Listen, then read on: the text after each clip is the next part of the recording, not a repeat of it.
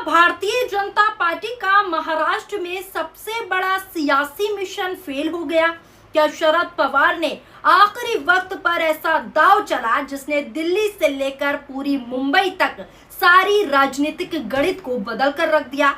क्या सच में एनडीए शरद पवार के 8 सांसदों को अपने साथ जोड़ने के बेहद करीब पहुंच गई थी, या फिर यह सिर्फ और सिर्फ एक राजनीतिक नैरेटिव था? और आखिर क्यों अचानक शरद पवार और उनके परिवार की एक मुलाकात को लेकर ऐसा माहौल बनाया गया कि मानो महाराष्ट्र की राजनीति की पूरी पटकथा बदलने वाली है? दोस्तों, आज के इस वीडियो में, आज के इस रिपोर्ट में हम आपको पूरी कहानी बताएंगे तथ्यों के साथ, और साथ ही साथ आपको समझाएंगे कि आखिर ऐसा कैसे बीजेपी का वो सपना टूट गया, चकनाचूर हो गया, जिसमें शरद पवार की पार्टी को एनडीए के करीब लाने की कोशिशें हो रही थी, चर्चा चल रही थी। फिलहाल टूटता हुआ ये सपना दिखाई दे रहा है, इसीलिए वीडियो के आखिर तक जरूर बने रहिए, क्योंकि इस रिपोर्ट के आखिर मोड़ में हम आपको सबसे दिलचस्प बात बताने वाले हैं। पिछले कुछ दिनों से महाराष्ट्र की राजनीति में 2 बैठकों ने सबसे ज्यादा हलचल मचाई, सबसे ज्यादा सुर्खियां बटोरी। पहली बैठक मुंबई में हुई और दूसरी चर्चा दिल्ली में देवेंद्र फडणवीस के दौरे को लेकर शुरू हुई। इन दोनों घटनाओं को जोड़कर ये नैरेटिव बनाया गया, दरबारी मीडिया ने ये चलाया कि शरद पवार अब एनडीए के करीब पहुंच चुके हैं। कहा गया शरद पवार 2 विकल्पों पर विचार कर रहे हैं। पहला, अगर सम्मानजनक हिस्सेदारी मिले तो एनडीए में शरद पवार शामिल हो जाएंगे, और दूसरा नैरेटिव क्या फैलाया गया कि सरकार में शामिल हुए बिना बाहर से समर्थन देना। यहीं से अटकलों का बाजार गर्म हो गया, चर्चाएं शुरू होने लगी, और इसके पीछे एक और वजह बताई गई। मुंबई के एक 5 स्टार होटल में एनसीपी शरद पवार गुट के वरिष्ठ नेता जयंत पाटिल और भारतीय जनता पार्टी के वरिष्ठ नेता विनोद तावड़े की मुलाकात की खबरें निकलकर सामने आई। और फिर क्या था, बस यहीं से राजनीतिक गलियारों में ये संदेश फैलाया गया, ये नैरेटिव फैलाया जाने लगा कि दोनों दलों के बीच बातचीत अंतिम दौर में पहुंच चुकी है। इतना ही नहीं, कुछ रिपोर्ट्स में यह भी खुले तौर पर दावा किया गया कि अगर शरद पवार एनडीए में आते हैं तो पहले से एनडीए में मजबूत अजित पवार गुट का भविष्य क्या होगा, इस पर भी चर्चा हुई। यह खबर देखिए कि कैसी कैसी खबरें आई, कैसी कैसी रिपोर्ट्स फैलाना शुरू हुई। भारतीय जनता पार्टी के साथ आएंगे शरद पवार, 2 बड़े नेताओं के बीच हुई बैठक ने बढ़ाया सियासी पारा। क्या हुई बात? इस तरह की खबरें चली, यानी सिर्फ एक बैठक को आधार बनाकर पूरे राजनीतिक समीकरण को बदलने की कहानी लिख दी गई। अब कहानी यही बदलती है दोस्तों, क्योंकि इसी बीच शरद पवार की तरफ से साफ क्लियर संकेत आने लगे कि फिलहाल एनडीए में जाने का कोई सवाल ही पैदा नहीं होता।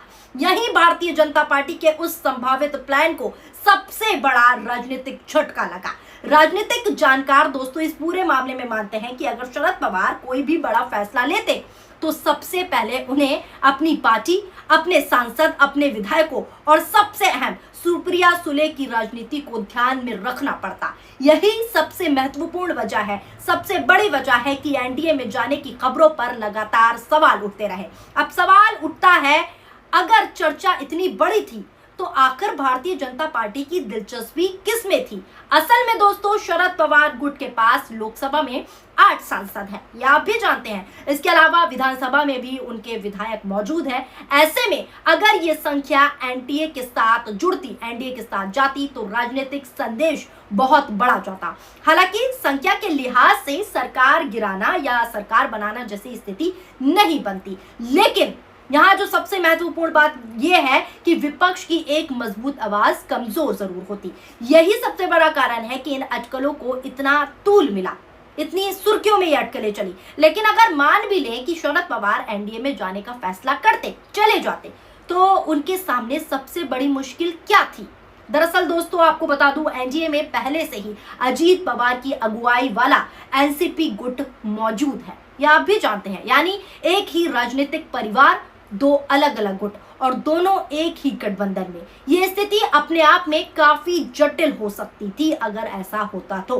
इसके अलावा आपको बता दूं, मूल एनसीपी को लेकर कानून और राजनीतिक विवाद भी अभी पूरी तरीके से खत्म नहीं हुआ है। अब ऐसे में किसी भी बड़े फैसले से पहले कोई या फिर कोई भी स्तर पर राजनीतिक संतुलन बनाना जरूरी होता। इसी बीच संसद के मानसून सत्र को लेकर भी अलग अलग तरह की राजनीतिक चर्चाएं शुरू हो गई। तमाम तरह की खबरें, तमाम तरह के संकेत, तमाम तरह की अटकलें आने लगी।